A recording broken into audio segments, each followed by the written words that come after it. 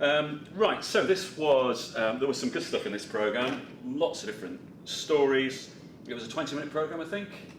Yep, so again, you know, we're doing this most weeks now. I think we aim to do at least 15 minutes, but if you've got enough, then great to do a 20-minute programme as you did today. Heather, thank you for stepping in to edit. So, headline sequence I felt we could have done with a little bit tighter writing. We need very, very short, punchy headlines.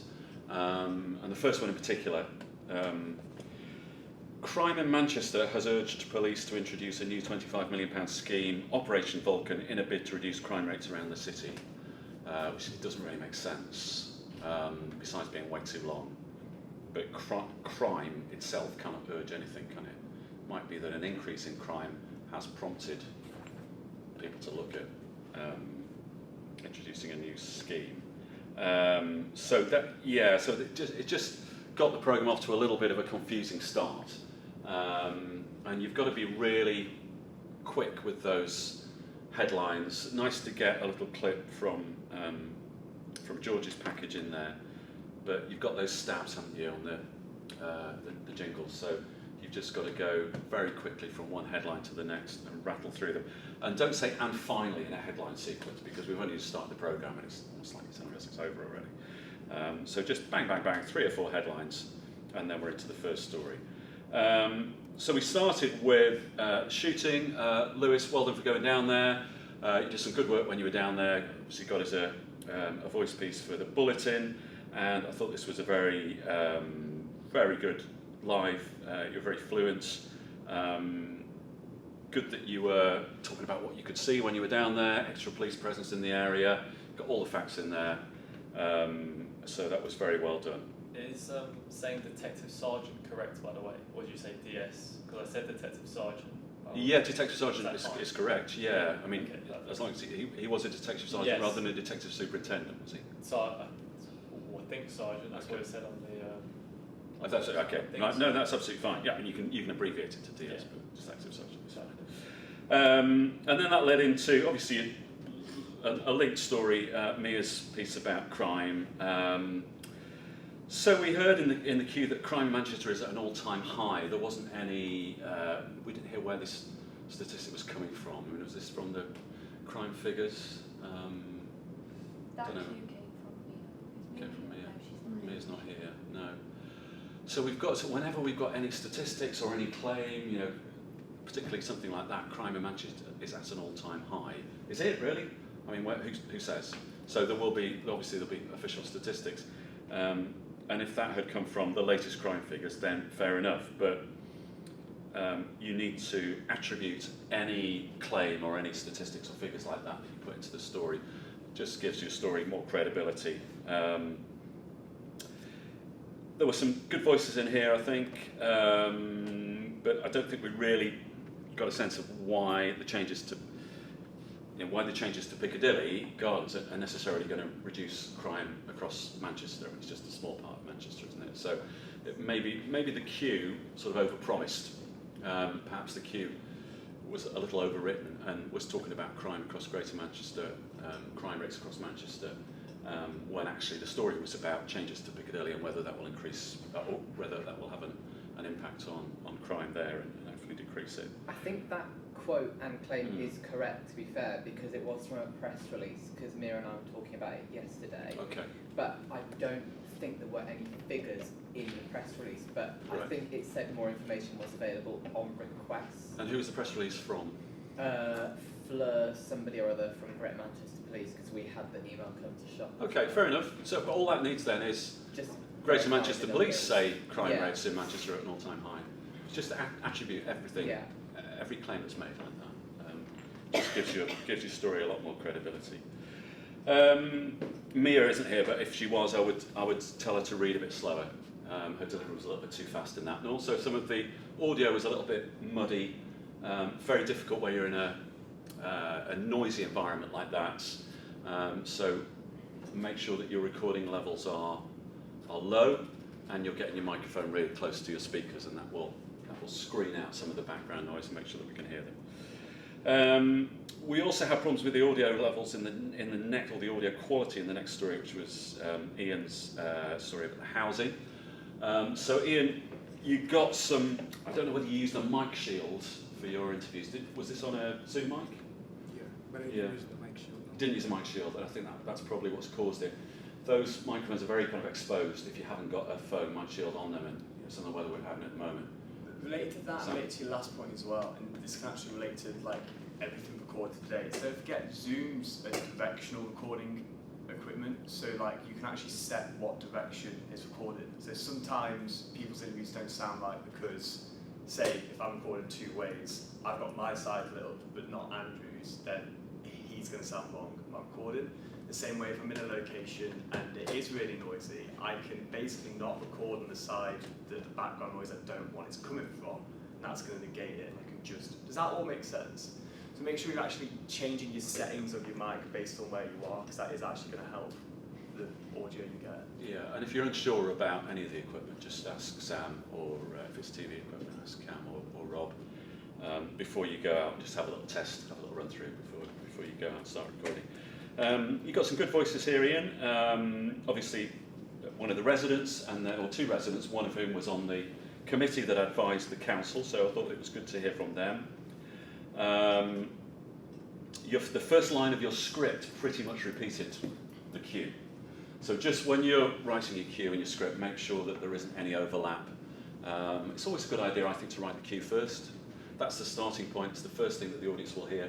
So write your cue, and then see how that ends and start your script from that point. And I don't think we heard in the script that Together Housing is a council-run housing association. Correct me if I'm wrong, but I don't think you pointed out. I think that was worth pointing out, because that's quite an important part of the story. Then we moved on to Ewan's package about the History Festival. Yeah, this was a lively package, Ewan, lots of voices, lots of sound. We talked about whether you've got any Atmos or any natural sound that you could have brought in. But the interviews were good. Particularly, I can't remember the name of the woman who was speaking about how she'd taken this artifact to a care home, and it really helped somebody with dementia to sort of bring back memories for her. What did she mean by artifact? She said it a couple of times. She had like various antiques. Okay. So she couldn't remember which specific one. So I Okay. think she She just remember which one it was. an So, artifact. I mean, if somebody says something like that and it jumps out as you as being a bit odd, artifact is not a word that really anybody ever uses, is it? So maybe you could have asked her to, what exactly was it? Maybe she couldn't remember. She could say, well, it's an antique, and then do that sentence again, but say antique rather than artifact. And it would just be a bit more. It's just everyday language, isn't it? Artifact is a bit of a specialist term used by historians. Yeah, there was some really nice stuff in that package. It was nicely mixed as well. Then we went on to Ollie's piece on the cost of living. Ollie, where are you? Sorry, there you are. Yeah. I mean, well done on turning this around today. I know this is a story that you just found this morning. You've got a few other ideas of stories which fell through. I mean, not the strongest story that Asda are offering this promotion to over 60s, and as you said in the script, they've done it before, but what you did well, I think, was made it about the cost of living crisis and how it's affecting people.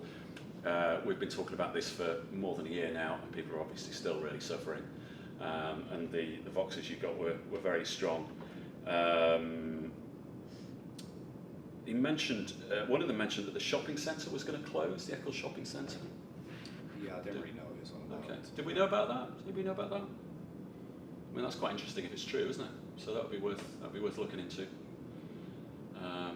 What's happening with Eccles shopping centre? I mean, he was basically complaining that lots of flats were going up and lots of people were moving in, and we're going to have nowhere to shop because they're closing the shop. Do you mean the whole shopping centre or just some of the shops? I don't know, to be They fair. just got levelling up money for it, didn't they? I would So thought does he mean yeah. it's being flattened to be redeveloped? No, maybe that's what he means.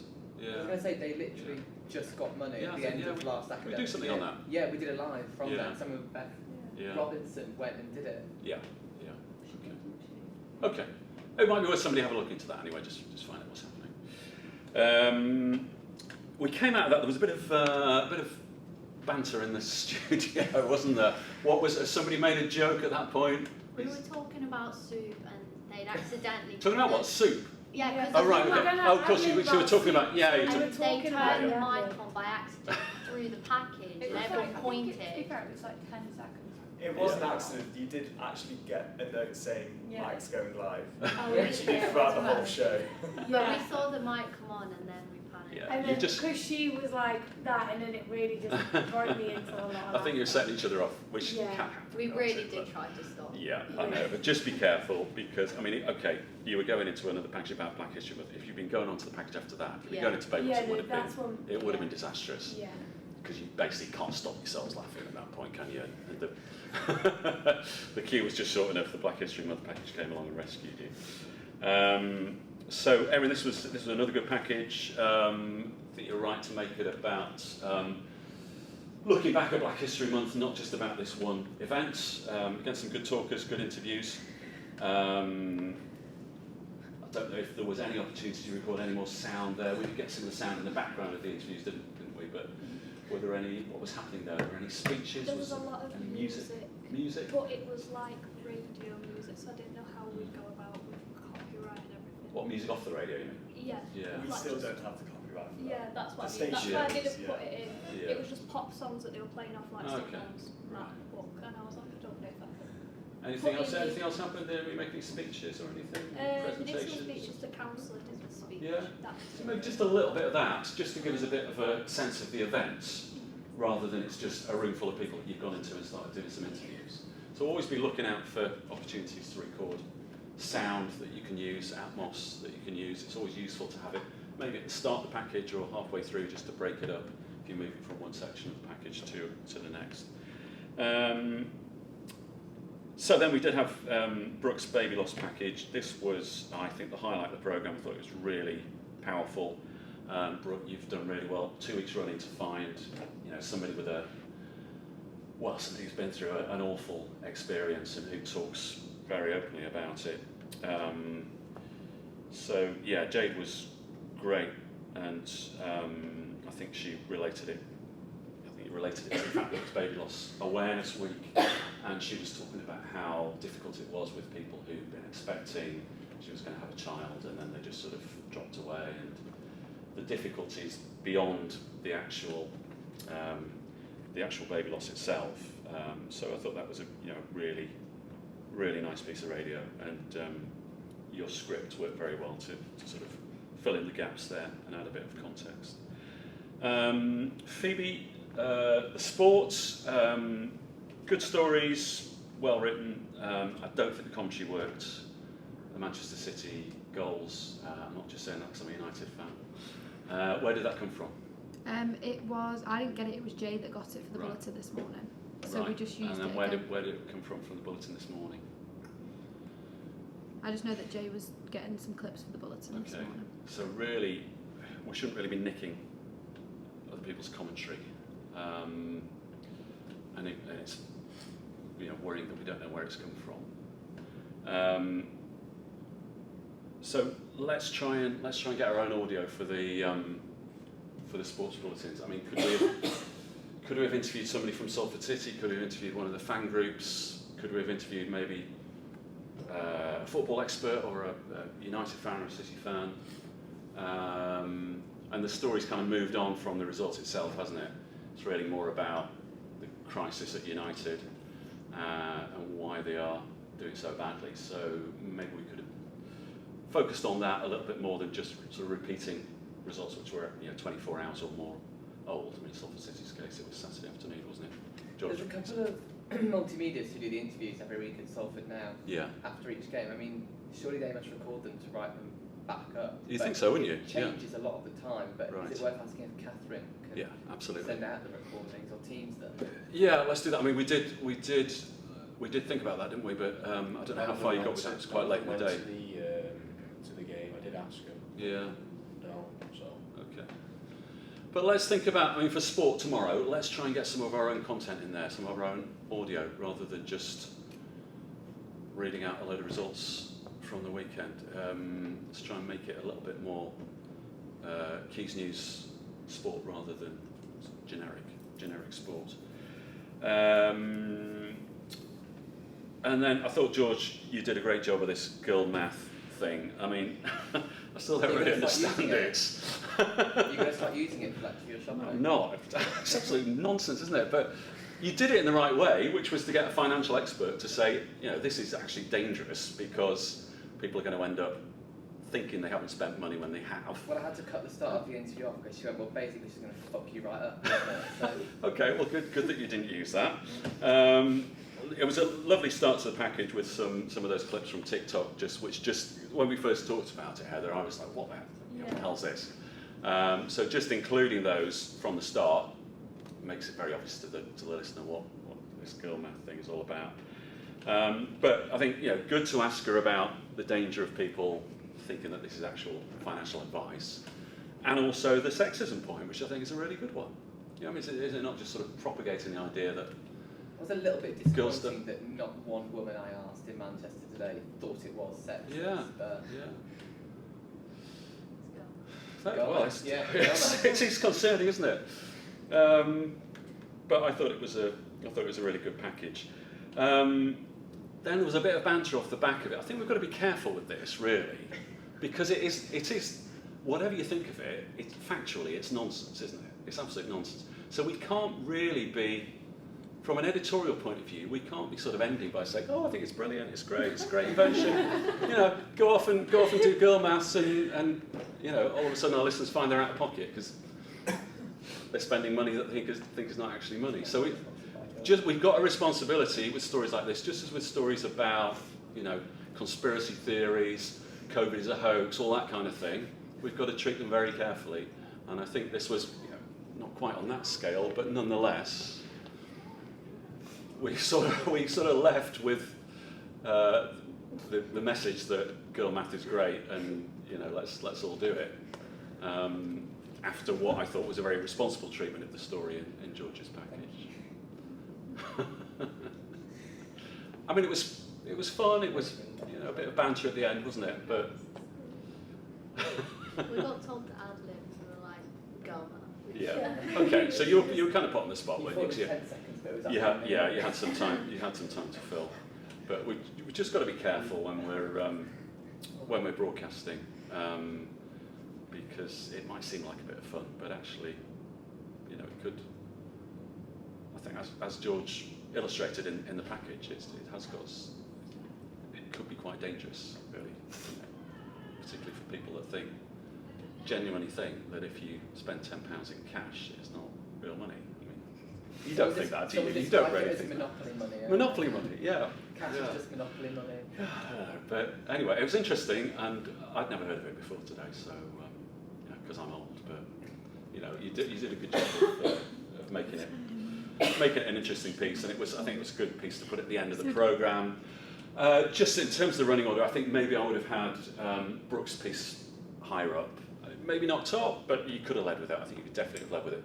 Sometimes you've got to think about, obviously sometimes it's about the story, isn't it? But sometimes it's about what you've got, and if, you know, at Granada, for example, if they've got an interview that's as powerful as that, even if the story is it's Baby Loss Awareness Week, it might not be the strongest story, but you've got something that is very powerful that's going to stay with the listeners. So I think it could have led, or you know, maybe after the sort of the two crime pieces. What was before? Wait, what was after crime again? We had quite a few. We had quite a few items before we got to Baby Loss, I didn't we? actually did think that. Fletch, can I go? Is that all right? Yes, yeah. So we had Lewis's piece, then we had the crime from Mia, then we had the Together Housing Group, History Festival, Cost of Living, Black History Month, and the Baby Loss. I think it should have been much higher. Yeah, I agree. Thank you. I think I'd Thanks, like George. to do the crime like more location and crime at the top. Yeah. Especially because the story Lewis did was yesterday. Yeah. It was like, And it was had kind of sort died like away, hadn't the- it, by the time we got on air? It was more of a story this morning. Following it on, and Yeah. then it linked to Mia's, and then maybe it just got lost in the other book. Yeah. Okay. Sam, technically, I think everyone is sort of working to their own rhythm when it comes to levels still. Mhm. Don't forget, you should all be working between -6 and -12 when you're making packages and stuff and interviews. So when you are trying to do the levels for something, it's not just making sure it's level in itself, it's making sure it's level with the rest of the show, which is why stuff's still coming through and we're still changing it all the way through. So anything you make sure you look at the levels in Audition, because all your headphones are different, so it might sound great in your headphones, but that's because you've adjusted your headphones to sound great. Yeah, always between -12 and -6 in Audition, and that way, when we get everything through, we shouldn't need to constantly be changing it all the way throughout the show. It should actually just sound beautiful and level. Because the voices that we're leveling the presenters to are also -6 to -12. So Yeah, so before you do that final mix down, just check that your levels are in that kind of area, so that we're not having to make those adjustments in the studio.